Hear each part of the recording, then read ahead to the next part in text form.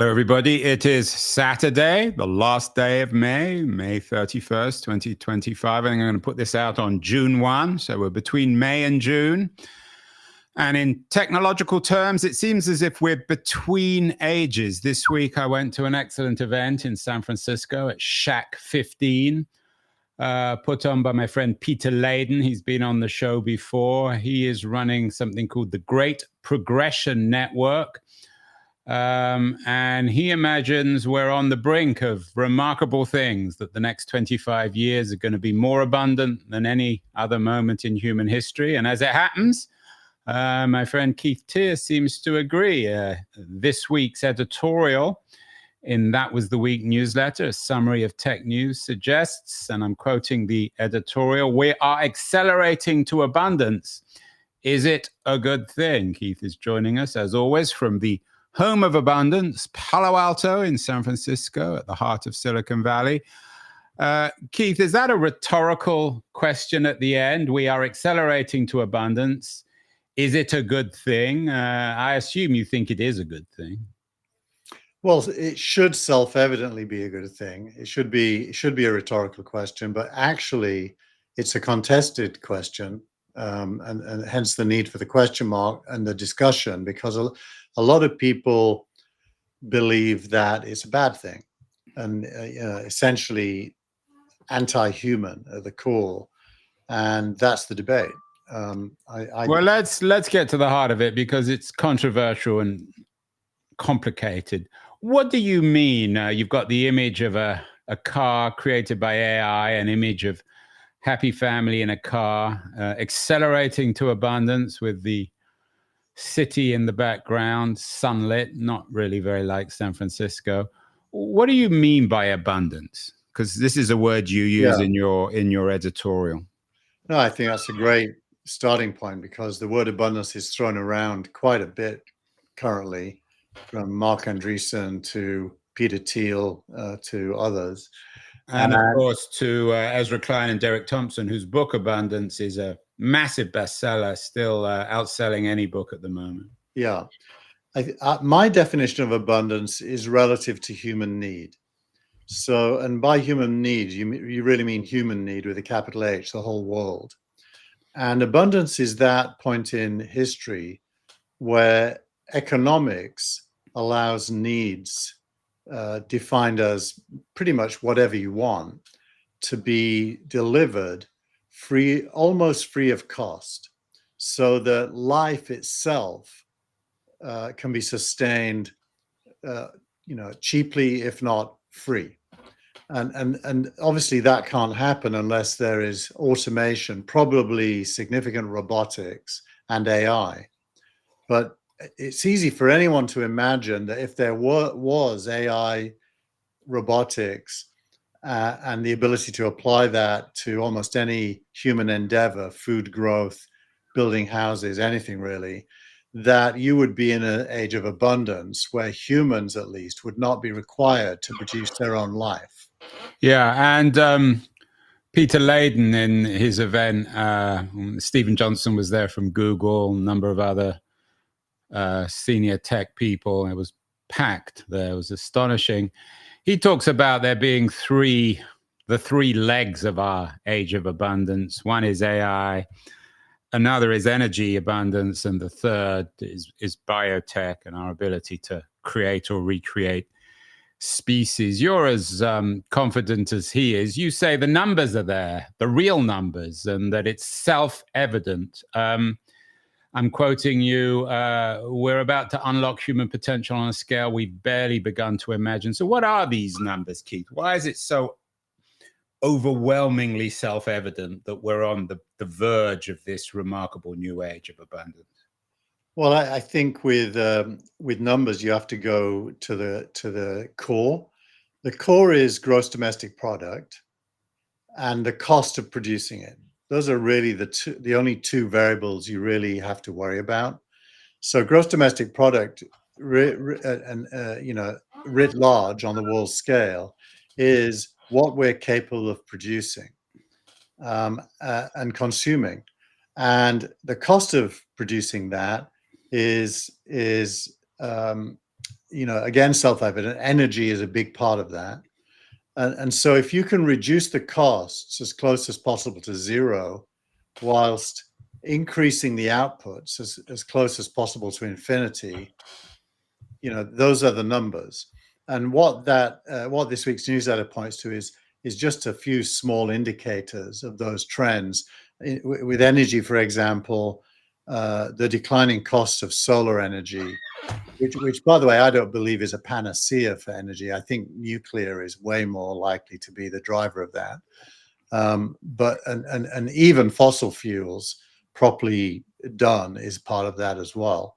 So energy is clearly declining in cost, and the amount of energy being able to produce reaches infinity the more you can leverage nuclear and solar.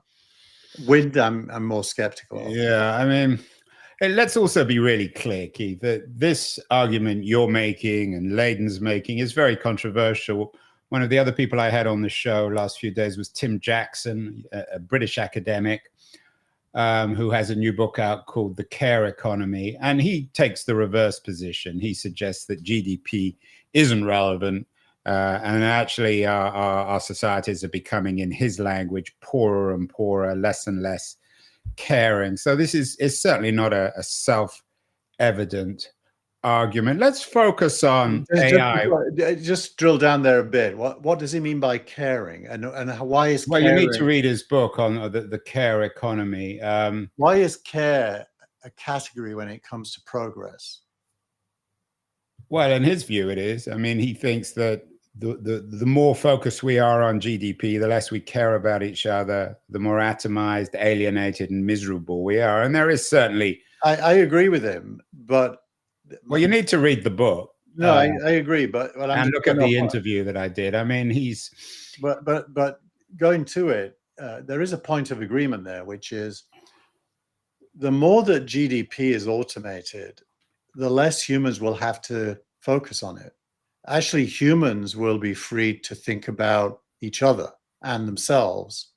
So I don't think there's a contradiction between GDP growth, as long as it's produced through AI and robotics, and a more human existence. In fact, I think they're completely correlated.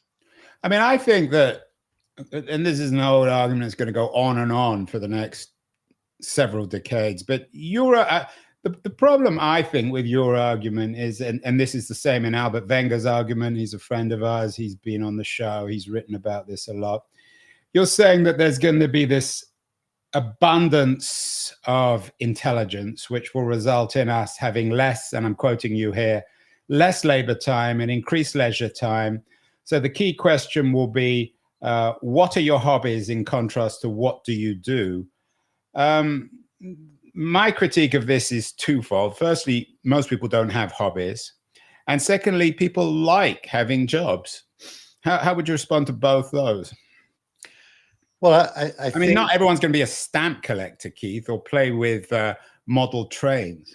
I think your statement on the face of it is correct if you freeze history in the present. In other words, the present creates a situation where if you don't have a job, you don't get to live very well. And so having a job becomes prime directive number one. There are two groups of workers, those whose job is something they love, and those whose job is just a job so that they can do the things they love. I think the majority are the second, people who do a job so they can do the things they love. And whether you call it a hobby or just their life, human focus on doing the things they love is a lot stronger than the focus on a job. The job is a required necessity. Now, if that changes so that a job is not a required necessity, I think you're going to find that more humans do the things they love. It may not be stamp collecting or trains, but it'll be something. My wife likes reading. She loves listening to podcasts. She likes walking.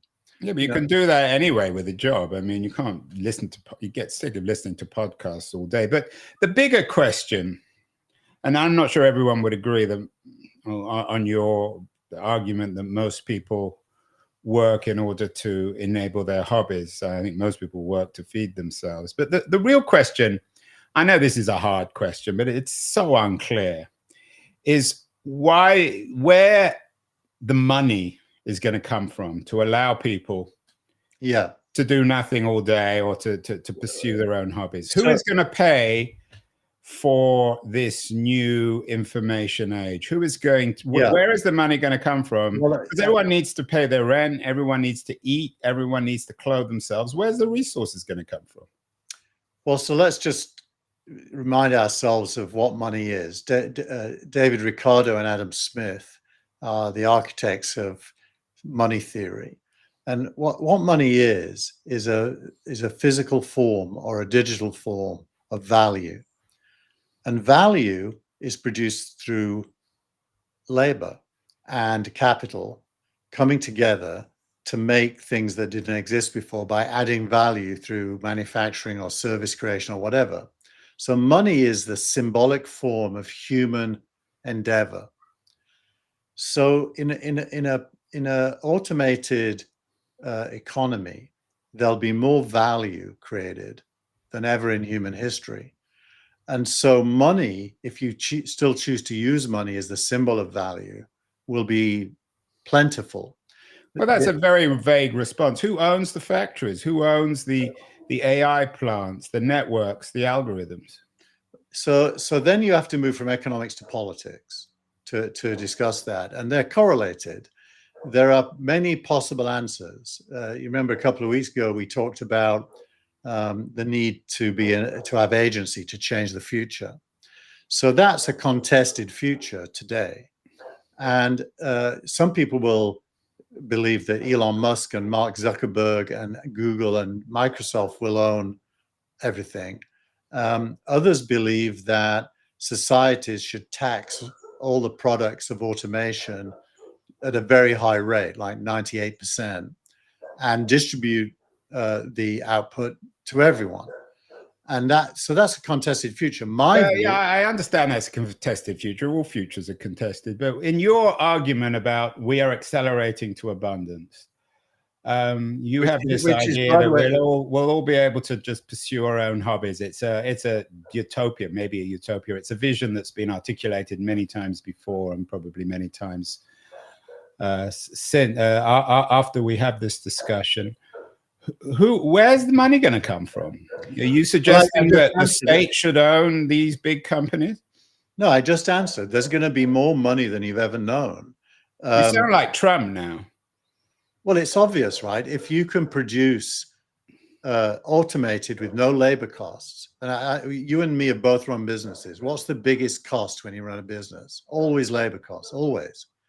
So if you can reduce the cost of production by removing labor costs, you have huge profit margins.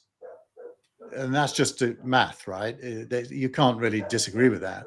So if that's true, the amount of value being created and the amount of money that could symbolize that value is unlimited. But are you suggesting then that the only way this age of abundance is going to come about is through 98% tax on these big tech companies? Yeah, well, if you ask me my point of view, I think that... Well, you've written an editorial, so it is your point. If you ask me my point of view, and by the way, my editorial is making an economic point, and you're asking me a political question. Economically, we're accelerating to abundance, no doubt about it. Politically, that could mean we're heading for autocracy, or it could mean we're heading to a true demos. That's a political question. You're avoiding my question. No, I'm not. I'm forcing you to define the question properly. No, I'm asking the question very simply. You're talking about this massive amount of wealth, new wealth, which you may be right about. But since it's, at least at the moment, tends to be owned by a small group of companies, tech companies in Silicon Valley and elsewhere, why should everybody else have access? How is everyone else going to have access to this new wealth? Well, it's in my view, you need a revolution, if you're asking my opinion, to seize the means of production.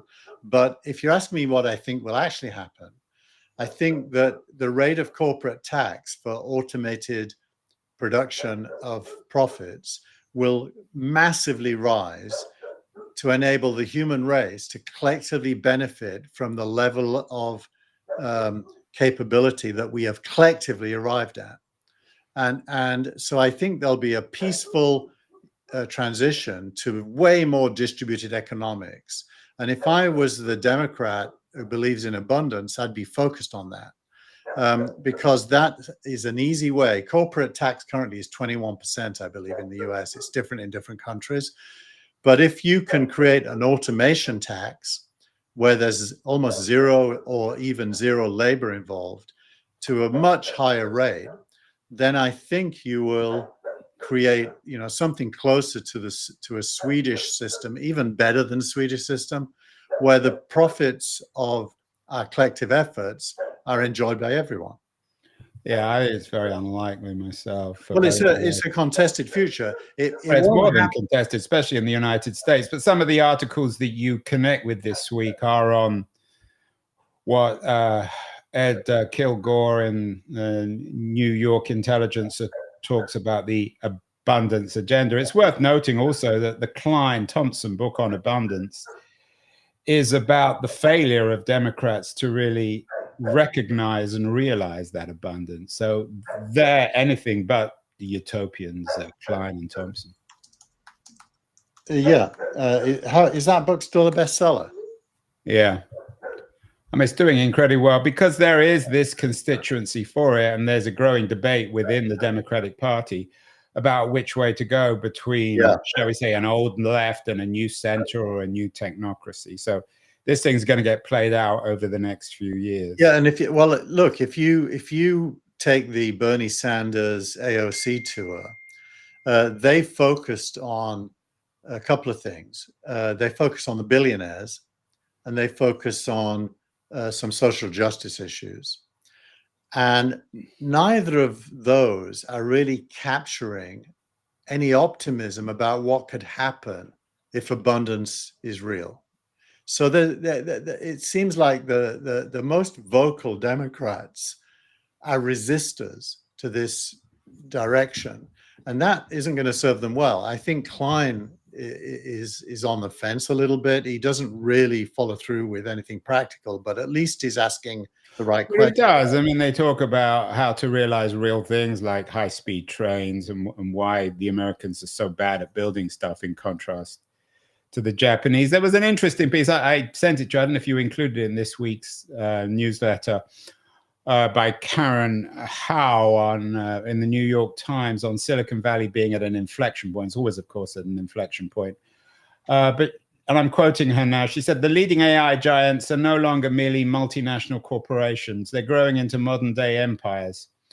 With the full support of the federal government, soon they will be able to reshape most spheres of society as they please, from the political to the economic to the production of science.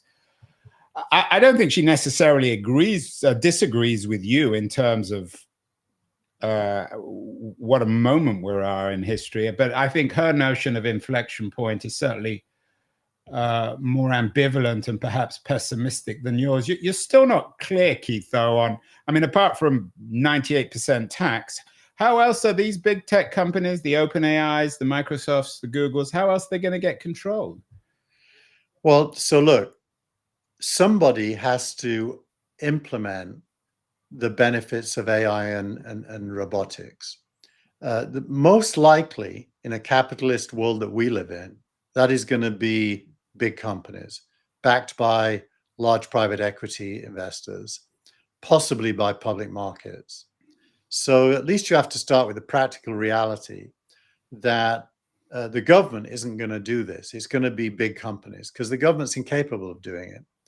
So once you accept that that's right, there's nothing wrong with acknowledging that that Google and Apple, Apple's a laggard here, but they will catch up. Microsoft, OpenAI, and all the others are going to be the trailblazers, and power to them because no one else is going to do it. Trailblazers? What do you mean trailblazers? In what sense?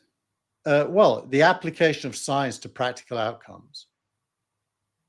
Obviously, science itself. But they're not going to realize your your goal of everyone being able to pursue their own hobbies No, because they they won't need certainly jobs. can. They definitely can, because the precondition for my world is the production of value.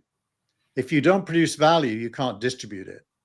So value comes out of, in the world we live in today, capitalism. And capitalism is the pursuit of profit. And that's why labor costs will go down, because every capitalist will want to reduce the cost of production. And that, generally speaking, is a good thing. It's a mistake to think that's a bad thing. It's the Well, I'll have to only... get you on the show with Tim Fuck the Patriarchy Jackson. He has a very different take. The other problem I have, Keith, with these arguments about abundance, you say we are accelerating to abundance, is you may be right when it comes to a certain kind of intelligence. But the 2020s seem to me to be marked not so much by abundance, but by increasing scarcity, particularly physical scarcity of land, an obsession with immigration, crowded cities, more and more expensive real estate. So whenever people bring up this promise or reality of abundance, I always think scarcity. What are the new scarcities of your abundant age? Is it land? No, actually, the biggest scarcity is human beings. The declining birth rates. Is that good or bad? I think it doesn't. It tells you people are not optimistic about the future when they don't have children, and that's a symptom of current political malaise, but and also economic. Right? And well, economic not so much, because it's the middle class and upper class who are having less children, not poor people. But what about the scarcity of land in the context of? I don't think there is a scarcity. Well, hold on. Of the I mean, I know you're not a great fan of the nation state, but the obsession with immigration, the fact it's harder and harder to migrate around the world. I mean, even the Indians, everyone, the Chinese, everyone's throwing people out. It's not just Trump. Yeah, the same is true in Western Europe. So for all this abundance or theoretical abundance, the promise of abundant intelligence, fewer and fewer people are able to travel. I place the immigration debate in a different layer when it comes to economics, politics, society, and so on.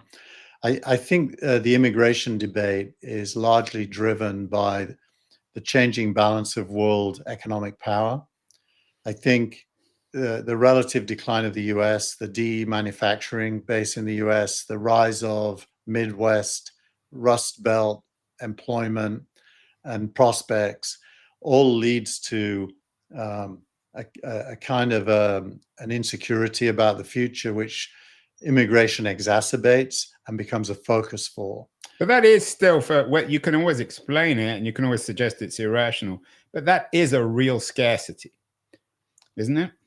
There's absolutely zero scarcity of land. There's so much empty land, it's not even funny. But perceived scarcity, which results in the fact that it's harder and harder to, say, migrate into the United States. That's happening in the political and social layers. That's not grounded in economics. In fact, the US needs a lot more immigrants, especially for unskilled labor at the moment, until it's no longer required. But does it matter whether it's the political or the social? It's real. It's real, but like all contested futures, it's largely the narrative is largely founded on a belief in decline. At the root, you have to believe in decline to be anti-immigration. And the truth is, there will be no decline. There's relative decline, but not absolute decline. GDP is going to grow. And the need for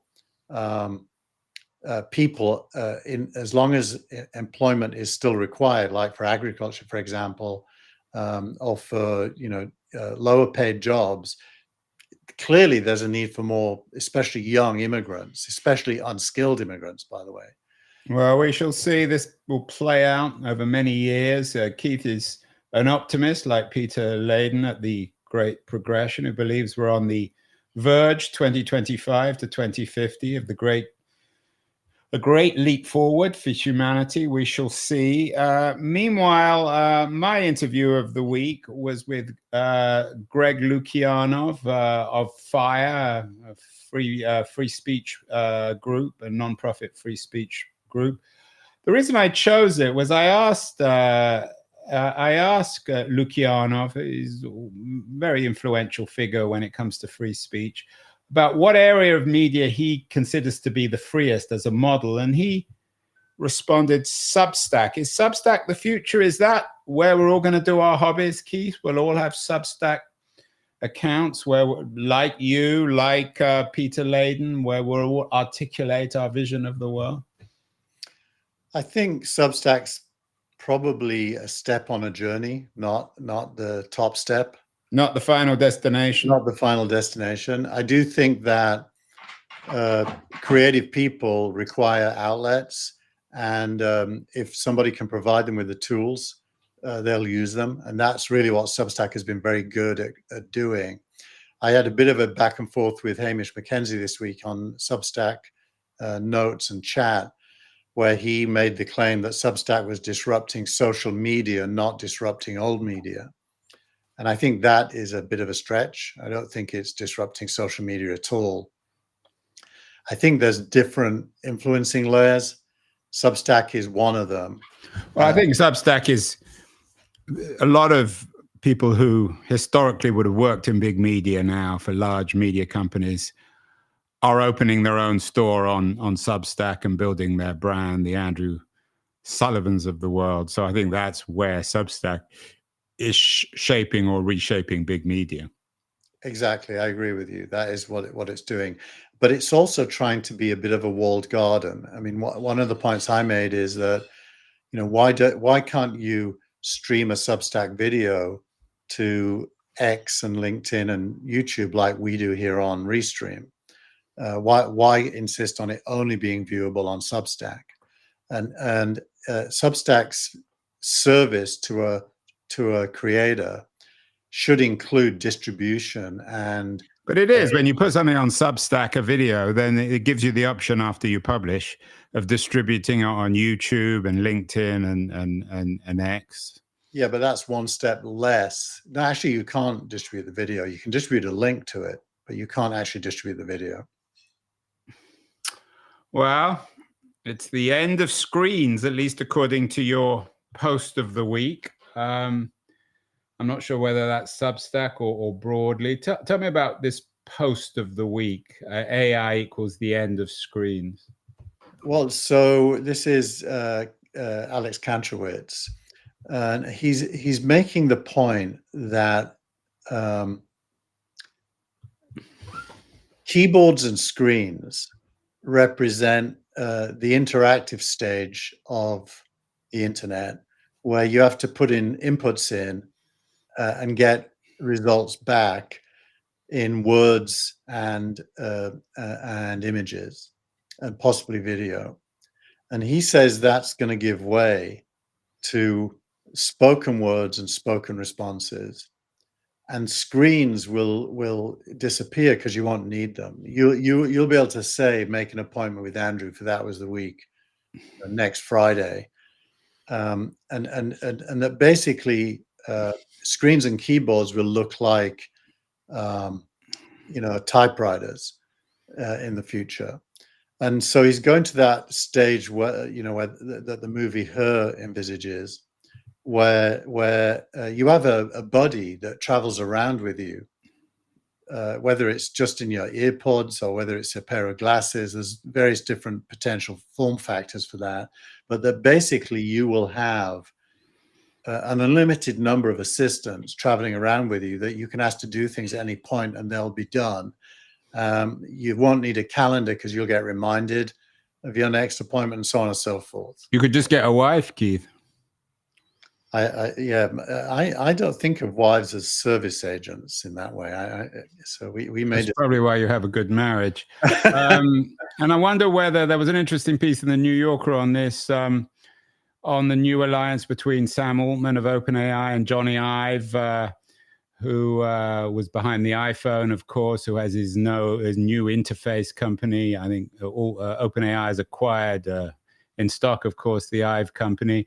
The New Yorker asked, what could possibly go wrong? I think this comes back to what we've been talking about. It's all very well having this theory, but in practice, we've got to rely on the Altmans of the world, and they're not always as reliable or perhaps as honest as we would like. Well, I think the unspoken truth there is that Johnny Ive wouldn't exist if it wasn't for Steve Jobs. Johnny Ive is not a creator. Vice versa in a way as well, or not? No, not. I mean, Steve Jobs could hire any one of 100 Johnny Ives, but there's only one Steve Jobs. And Johnny Ive should be grateful to Jobs for the opportunity to build the iPhone. Now, that doesn't mean anything bad. He did a fantastic job of designing everything he designed, and he's a wonderful designer. But designers are not creators in the same way that Jobs was a creator.